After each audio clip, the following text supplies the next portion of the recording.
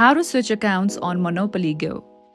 Hi everyone, this is Susan from Create, Login and Delete, and now without any further ado, let's get started.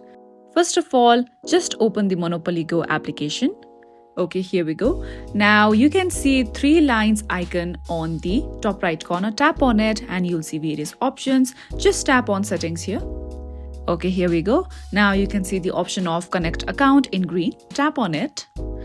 Now over here you can see various options.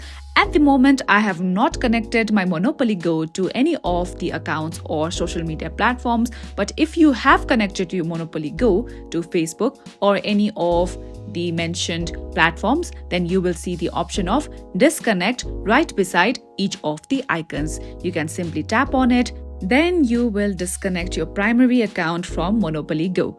Now, in order to use a secondary account, the another step what you need to follow is, if you're an iPhone user, just go to your settings and go to general here, then go to iPhone storage and wait for a while.